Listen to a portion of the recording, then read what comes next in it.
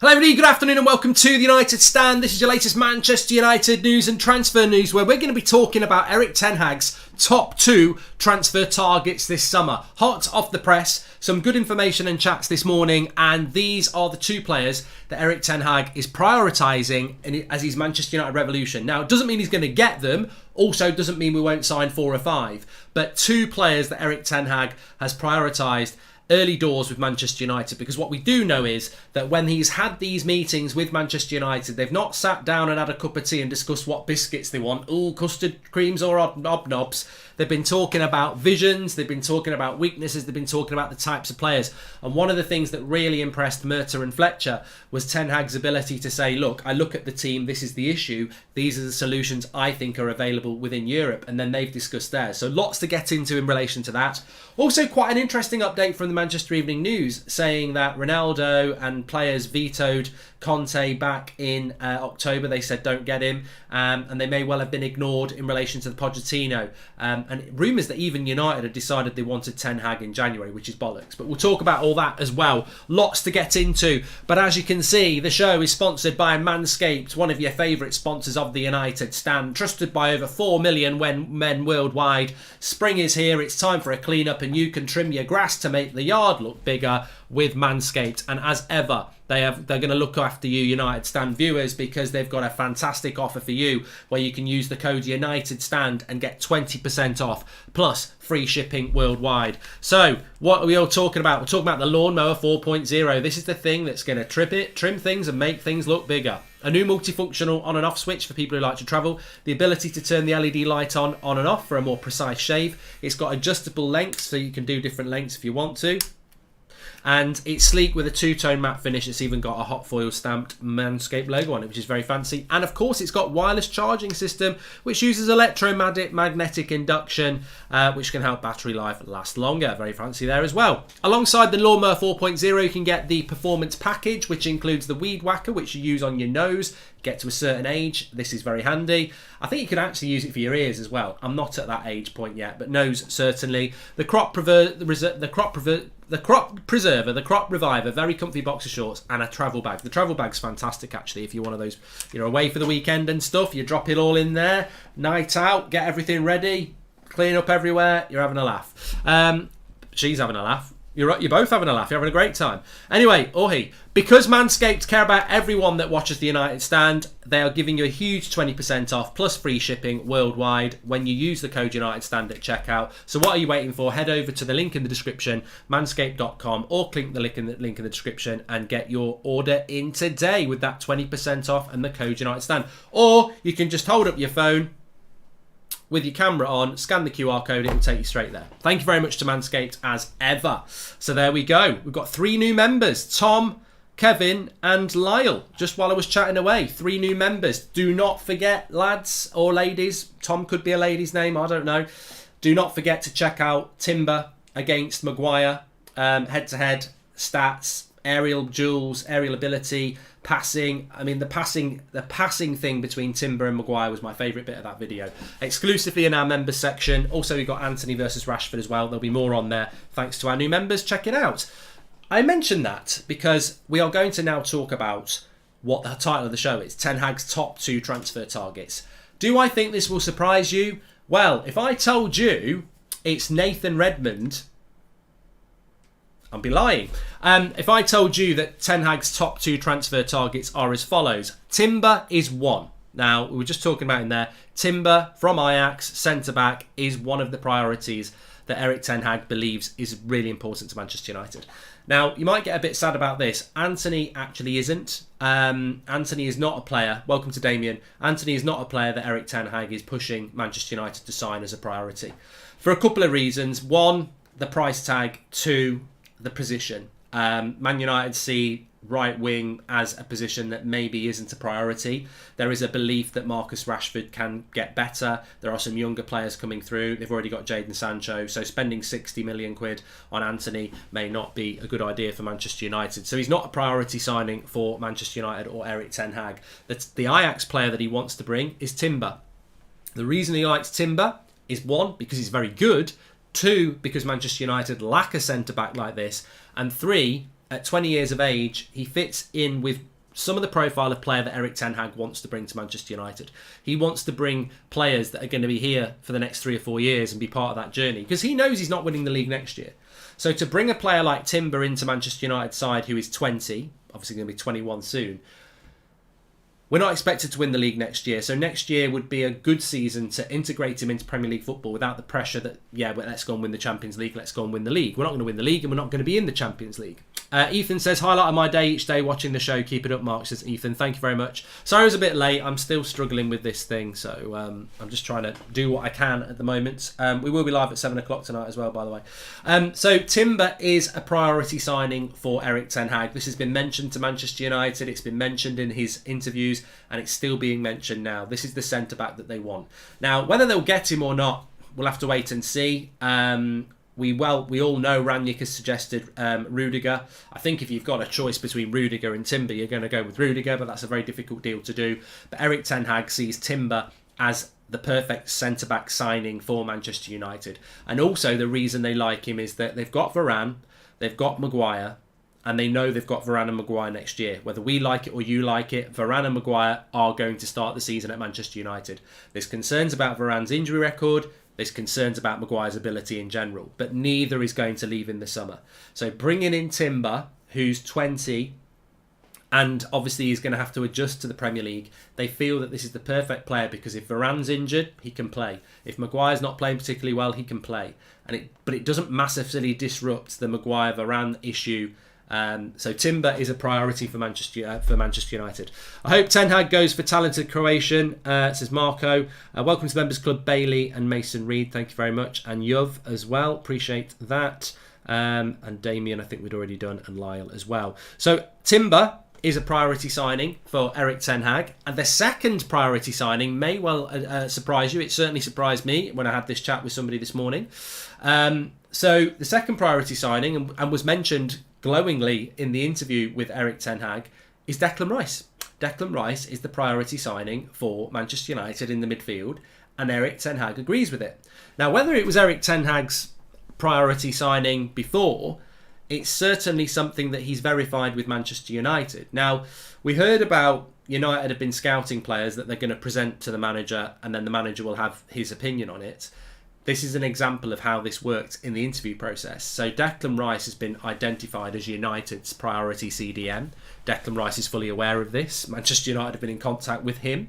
This has been mentioned with Erik ten Hag, and he's verified it and said, yeah, if you can get him, he's exactly the sort of CDM that I want. So the two priority transfer targets, and we'll talk about others in a moment, but the two priority transfer targets for Erik ten Hag, Timber, Declan Rice, is what I've been told. Now, Declan Rice, I don't know whether we'll get him.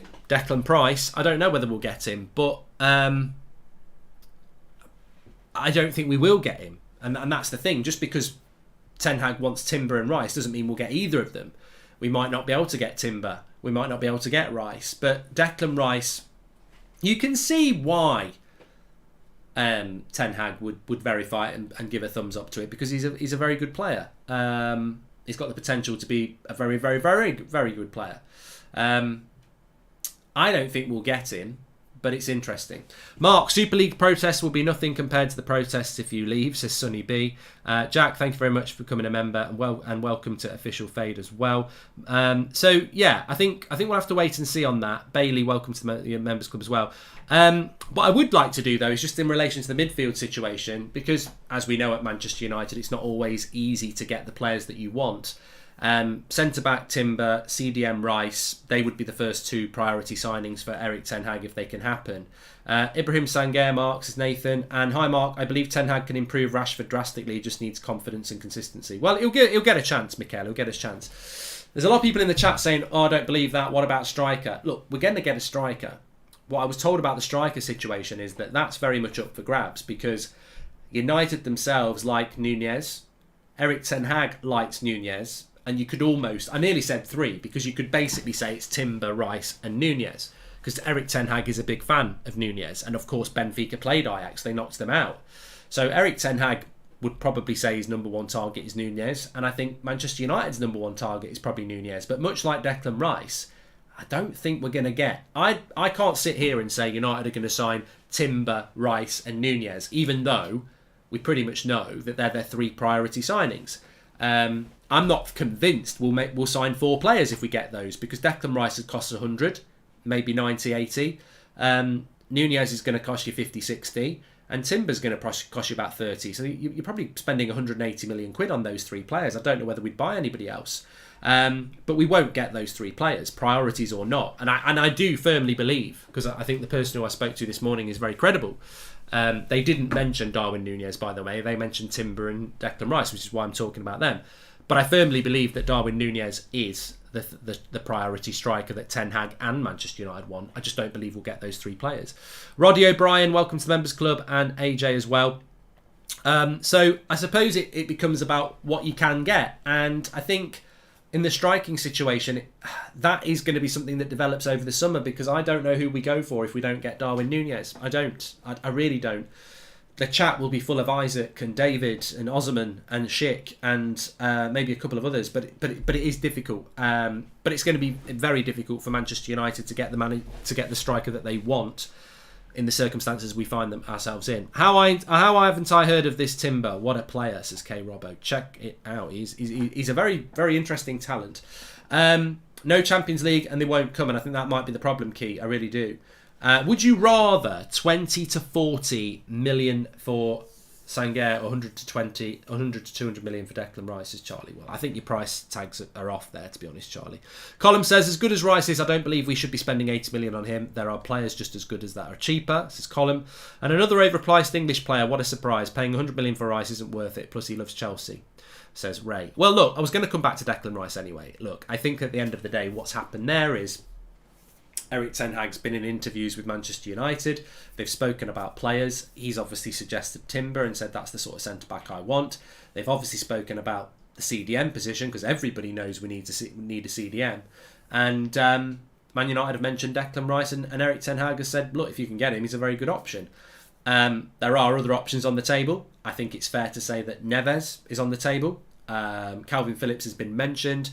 I still think that Konrad Laimer at Leipzig is a very interesting profile player that Manchester United should be looking at as well. So I'm not going to disagree with the chat. I mean, that's the whole point, isn't it? You know, you're on a news show, you get a bit of information, you bring it in. I can't go before I go live. Well, I'm not mentioning that. I'll mention Timber, but I'm not going to mention Declan Rice because I don't believe we should buy him. But that's what they're looking at. Yeah, but I'm not going to mention it because it's what I want. I'm not going to mention it. I'm not going to give it any air. That's not how it works. You know, you have to feed the news in. We have spoken to Declan Rice's people, like we did that probably 2 months ago. So United have made it very clear to Declan Rice that they want him. You're absolutely correct that he would love to go to Chelsea. I think the result last night probably makes it more likely he'll go to Chelsea. I mean, if you look at Chelsea last night, he didn't start Jorginho. He started Loftus-Cheek. Kante got subbed off. Kovacic. I think Chelsea desperately want a new holding midfielder, and I think they will go for Declan Rice, and I don't think we'll get him. I don't necessarily think that's a bad thing for us. I think it's a good thing for Chelsea, but it doesn't have to be a bad thing for us because, like you say, if Chelsea does get Declan Rice, do I think that ruins our chances of redeveloping this football club? No, I don't. What it does is, instead of spending 80, 90 million pounds on a CDM, you spend 40, 50 million pounds on a CDM, and you have another 40, 50 million pounds to spend on something else. With Pogba likely to leave, what a sweet sight it'd be if Ten Hag manages to get Van der Beek back up and playing well, says Dawell. Well, I did retweet something earlier about somebody had done a little clip of me talking about Donny van der Beek, and it's out of context because it makes it sound like I'm very negative towards Bruno, which I'm not. But basically, I just was saying that, look, Bruno's one of my favourite players, but if Erik Ten Hag's the manager and he gets Donny van der Beek playing well and he benches Bruno, who cares? If Rashford starts playing really, really well and United benefit from it, who cares? I don't have personal issues with any Man United player. I just think as players they're shit. They're an embarrassment, and I think that they need to look in the mirror for that. But I don't really care if they bounce back or not, because that's what we want. Roddy, thanks for becoming a member. Hi, Mark. Great job with your up-to-date updates. I pray we get the summer signings right to support Erik ten Hag, the Sion. And Paul Mason, welcome to the Members Club. Thank you very much for joining. So we will see. We'll see what happens. Anthony says, do like the idea of Rice and Donny. And welcome to the Members Club, TMK. So, yeah, look, I think that with regards to the midfield, we will see. But I'm not... I mean, look... It's as relevant as it's irrelevant, really. Man United's 3 priority signings are Timber, Declan Rice and Darwin Nunez. We might not get any of them. We might not. We might get 2 of them. We might get 1 of them. But that's where we're at. And I think how we build... At least we know we're getting Ten Hag now. And at least we know, and already are, going to players and saying, look, Ten Hag's the manager. What do you want to come or not? And... We weren't in a position to do that 2 weeks ago, so I take it as a positive. Let's just see what happens from there. And I certainly don't have a massive problem with those players being the targets that he wants. Do I think we'll buy any more? I mean, somebody just said there, do you think we'll buy anybody else other than a striker, a CDM and a centre-back? I really do think that we need to buy an attacker. I mean, look, there's a lot of stuff going on around Manchester United at the moment, and I don't think a lot of it will help Erik ten Hag. And I think as a fan base, we need to be supportive of this new manager, and we need to create. We don't want to be the disruptors as the fans. The players have disrupted this season. The board have disrupted this club for 9 years. As a fan base, with a new manager coming in. Every manager that's come into Manchester United has spoke glowingly about the Man United fan base, and that needs to continue. We can't be the disruptors here. We've got to be supportive, and I think that how the next few weeks and months develop in that case will be really important as to how Erik ten Hag develops over the next season or so. But I think that whether we'll buy any more players, I look at the Mason Greenwood situation basically. And that situation doesn't need to be delved deep into, but I do think we need to buy an attacker because Rashford's been poor, and as much as I think he can bounce back, and I do think he can bounce back, and I do think he can be a really good player, I've also got to be open to the fact, like everyone else is, that he might not bounce back. You know, people say he could be just like Theo Walcott, you know, a player that everyone thought was going to be world class that actually wasn't. That could happen with Rashford. It's not known. Just because Erik ten Hag's a good coach doesn't mean that he can get Rashford to the level he needs to get to.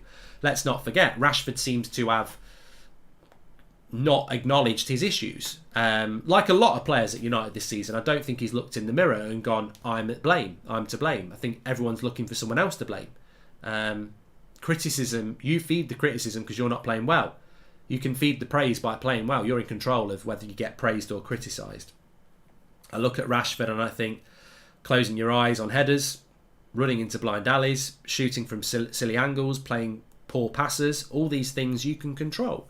And if Ten Hag can get those things resolved, then we get a better player. But if he can't, Rashford's not up to the task. We've lost Greenwood. You're left with Sancho and an ageing Ronaldo. That's all we've got in the front three. Martial shouldn't really be coming back. So, yeah, we need a striker. We need a holding midfielder. We need a centre-back. But I do feel that we need an attacker as well, just to rejuvenate that attack. Because what if it doesn't work out with Rashford? What are we going to do? I mean, look, Rashford's being picked at the moment because it's either Rashford or a youngster. We need a player that, if Rashford's not playing well, he's just on the bench because we've got a better player. Now, whether that's Anthony, I'm willing to say here, I don't think we'll get Anthony. But we could go for an Nkunku. We could go for a different profile of an attacker as well. So I think we need to go for an attacker. A lot of people think we might go for two midfielders. I'm not so sure. You've got McTominay and Fred. They're not going anywhere, unfortunately. You've got Bruno. He's definitely not going anywhere. I think Donny will come back. 100% he will come back. Whether he'll perform or not, he will come back because it's Erik ten Hag. So you've got four there. I've got a bad feeling Matic will stay for another year. I don't know why, but because he's got a year left on his contract, who's going to pay him any money? So I think Matic might stay. And then you've got your new signing, that's 6. And then potentially you've got James Garner, so that's 7.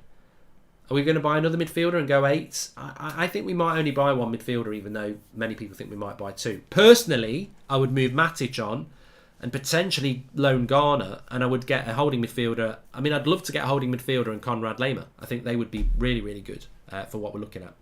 Can you perhaps see Mengi competing for playtime in the first team next season? Well, I think you've got to look at that, Axel. Yeah, you have. What's this thing about 6 weeks, says Finn? Well, it's exactly what it is. You'll find out in 6 weeks. So, yeah, look, I do think that what we were talking about yesterday about removing 9 players, you've got to also allow those 9 players that go to be covered by 4 young players as well. Definitely. The fact that Mark forgot Alanga says it all. No, I'm not affected. I'm not forgetting Alanga, and I'm not forgetting Mabry, and I'm not forgetting Garancha, and I'm not forgetting Charlie McNeil or Joe Hugel or anybody else. I'm just not putting pressure on them. That's the main thing. I'm not going to include Alanga as a player next season that's going to be a key player for us. If he is, it's a bonus. But I'm looking at... Look, we can't trust these players. The senior players have let us down this year. I think when you're looking at a rebuild, you've got to look for your senior players to step up. Bob, welcome to the Members Club. Thanks for joining. And no more ornaments as signings, please. Go with Onana, Tchouameni, Rudiger and Anthony, says Humphrey. There you go. So look, there you go. Priority signings for Ten Hag are Timber and Rice. He does want Nunez, but it's a difficult deal to do. Who we buy beyond that, I would go for another attacking player, someone who can play off the right. And I would like a right back. I mean, this is completely me. I was told 2 months ago United are not looking for a right back, so don't bother even getting excited about it. But I still will keep saying it. I think we need to sign a right back. Now, people will talk about Ethan Laird. They might even talk about Brandon Williams. I think they're crazy. I don't think Brandon Williams is anywhere near good enough to play for Manchester United. But doesn't mean he won't be, but I just don't think he is.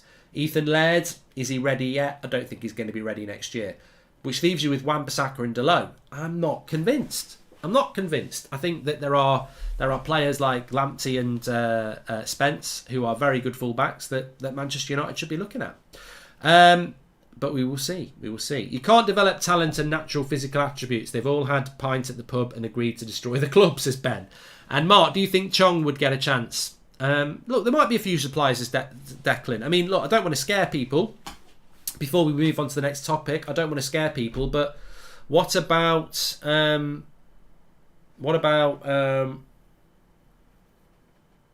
Twansebi? I mean, he's not had a good season at Villa or Napoli, but maybe Twansebi gets a look in.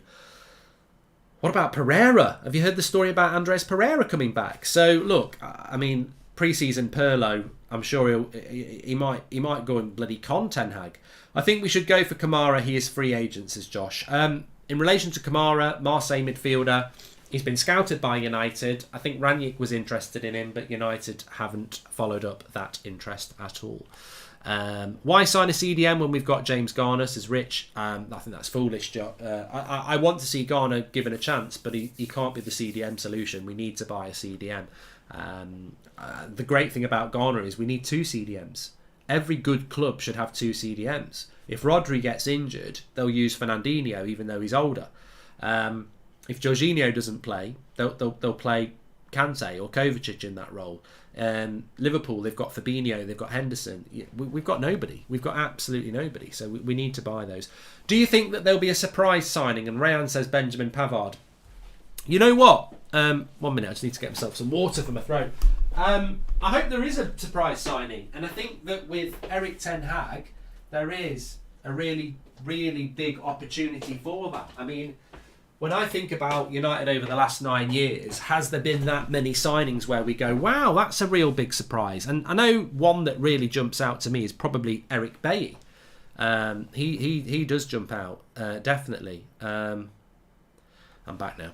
And I think that there is potential for that. Palestri, Ahmad, these are players that are already at the club as well. So look, there's a lot of uncertainty about what will happen under Erik Ten Hag. And that's why I use the Bruno thing. Bruno's one of my favourite players, as people know.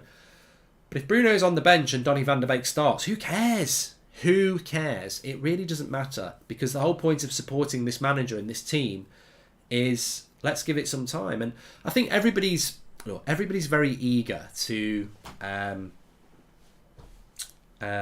what's the word?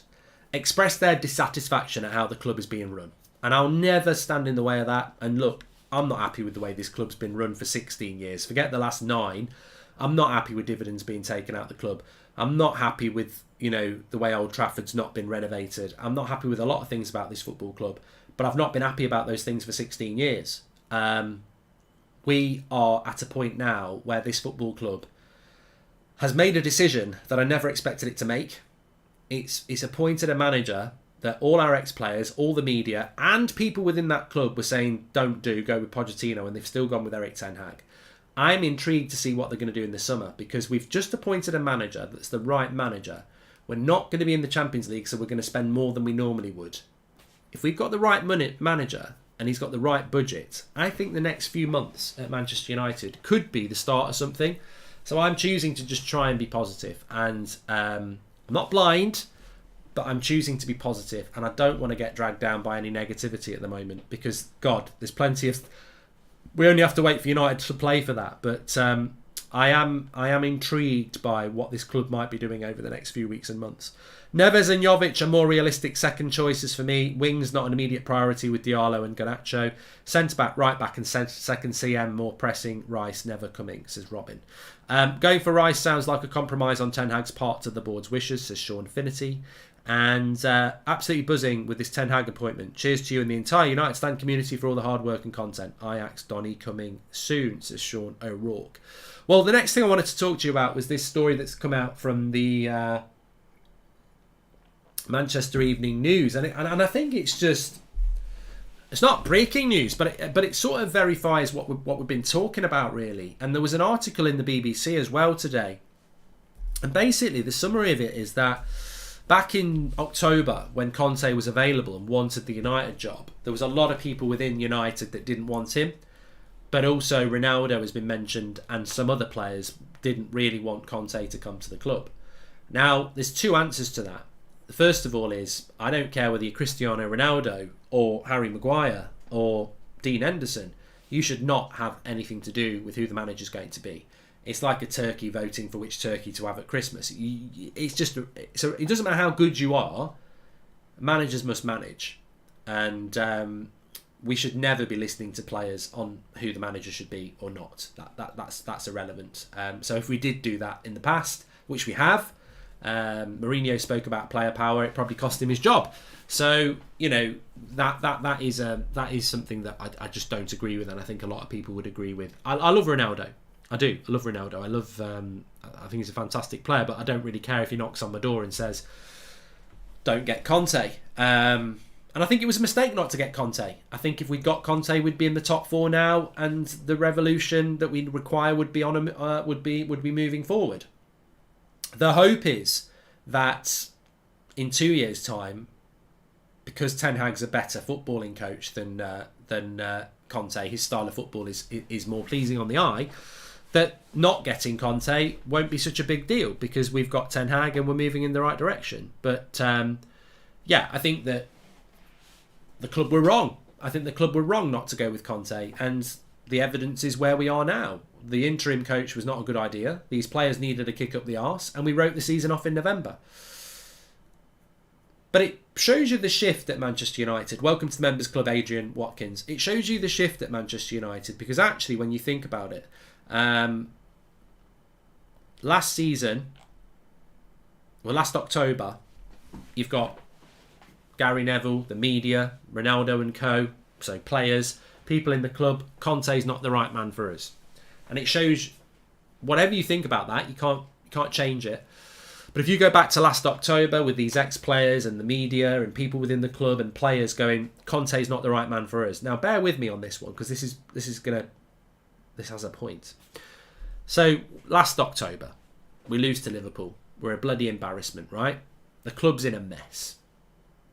Conte's available. He's won titles at Chelsea in the Premier League. He's won titles in Italy with Juventus and Inter Milan. He's definitely one of the best coaches in the world, and he's available. He's available for free. There's no compensation. Conte is available, one of the best managers in the world. United are being managed by Ollie, who's shit. And yet people in Man United, people in the press, ex-players, players at the club are saying, no, we don't want Conte. Stick with Ollie. We don't want Conte. Absolutely terrible decision. 6 months later, some players, some people in the club, the media, ex-players get Pochettino, don't get Ten Hag. We've gone with Ten Hag. Something's changed in that football club. Because last October, we had the opportunity to do what we've done now, make the right choice, and we didn't. We listened to the players. We listened to the ex-players. We listened to some of the powerful people in the club, and we didn't appoint Conte. 6 months later, we haven't listened to the ex-players. We haven't listened to the media. We haven't listened to current players, and we haven't listened to some of the powerful people in the football club that wanted Pochettino. We've gone with Ten Hag. Something's changed in that football club. And I think that example really hammers it home. Because not getting Conte in October is like not getting Ten Hag now. We made the wrong choice. But something's changed. Because those same ex-players that said don't get Conte, they wanted Poch. And we've got Ten Hag. Those same Man United players that didn't want Conte, they didn't want Ten Hag. And we've got Ten Hag. Those same people in the club that said don't get Conte wanted Poch, and we've got Ten Hag. So something has changed in that football club, whether you like it or not. It's very, very clear to me that the contrast between turning down going for Conte when he was available and then going for Ten Hag when everybody is. And there was an interesting article in the BBC today from Guillem Balaguer talking about Pochettino, and he's a big fan of Pochettino. And he was basically saying, I think he even quotes Sir Alex, but he says, Ed Woodward, Sir Alex Ferguson, there's powerful people in Manchester United that were really pro Pochettino. But something's changed because that's not been listened to. And as I said, we've seen it in the media as well. So, look, whether it's going to work or not, we'll find out. But I think this story that, you know, Ronaldo and some players said don't get Conte. Maybe they said don't get Ten Hag. Maybe they said do get Ten Hag. But the reality is, for the first time in a long time, this football club seems to be making footballing decisions without outside influence. And look, I know the fans wanted Ten Hag by a massive amount, but the fans' voice is sometimes not as loud as somebody sitting on Sky and going, I think we should get Poch, or somebody in the boardroom going, I think we should get Poch, and that's been ignored. And I applaud that. Do you think we could play Bruno as a centre midfielder as he's defensive and creative with Donny as a cam, attacking as Pogba is going? We need to have a playmaker in the centre midfield, says Mohammed. I don't know, Mohammed. I don't know what the future is, but Bruno's on a long-term contract. So, you know, you'd expect him to be part of that. Terp, thank you very much for joining the members club. And Ten Hag is cheaper, says 547 Lifestyle. And Exploding Cola, thank you very much for joining the members club. Thanks everyone who's joined the members club today, by the way. Really appreciate your support. You get a little badge next to your name, but also you get your exclusive content. You can check out the video between Timber and Maguire. Deep dive stats analysis, very interesting on the passing comparison. We've also got one with Anthony and Rashford as well. Each week we put up 4 combinations for you to vote on the community tab, and whichever you vote for, we make a video for you on that. We've got some other exciting stuff coming up for you as well, so thanks very much. Alvio's a member and he says, hi Mark, it's not my birthday, but can you call me a prat? Alvio, I'm fading fast here. I'm starting to fade out a little bit. Obviously, I mean, the problem is I'm not feeling very well at the moment, so when I'm talking, you don't realise how much talking uses up so much oxygen, and I'm starting to feel myself fade a little bit here, so I think I need to wrap it up. But some people would say wrap it up anyway. But look, yeah, look, I'm pleased with what's happening at Manchester United, and I can only be honest with you in that sense. And I think you're always damned if you do and damned if you don't. I've spent a lot of time over the last few years being negative about Manchester United, so much so that sometimes we get called the negative stand. Sometimes, you know, people say you're always moaning, and then you actually be positive and people start having a go at you for that. Oh, you shouldn't be doing this, the club's still a fucking joke and all this. And I'm like, I can only be honest. When I'm moody and negative, I'm honest. And when I'm positive, which is not very often, I'm honest. And I do feel positive about Man United at the moment. Now, that might be a premonition that things are going to get better. It could be delusion. But I do feel more positive. And many reasons why. But that one we just spoke about a couple of minutes ago, and the targets that we're looking at. Look, when I had that chat this morning about, you know, and I was told, look, Timber and Rice are the priority signings, and they do want Nunez, but They don't know whether they can get them. They don't know whether they can get Rice, but that's what they want. Well, I'm like, well, they're right positions and they're the right sort of players. I don't think we'll get Declan Rice. I don't know whether we'll get Timber, but they're the right players in the right positions. And Erik ten Hag is the right manager for Manchester United for a reset, and he plays good football. So we're making the right decisions there. And as I said, look, sometimes evidence is the best way to go. And we turned Conte down because people externally, people internally at the football club, players, influencers in the dressing room, ex-players, media, basically now Conte's not right for us, and it was a mistake. And those same people were basically saying Ten Hag's not right for us, and they've been ignored. So in 6 months, things are changing. And look, I wouldn't say United deserve a second chance. They've had loads of chances. But I also think it's a very good trait in life to be open to change. And I don't know yet. I don't know yet. But I said it way before we got Ten Hag. Even when I didn't think we would get Ten Hag. I said, if this football club appoints Erik ten Hag, I will applaud it. I won't say we're back, but I will applaud it and say that is a step in the right direction I never thought we would make. Pochettino was the very obvious choice. And let's be honest, Pochettino isn't a bad choice. He's managing PSG and he's going to get sacked. He's done reasonably well in the Premier League.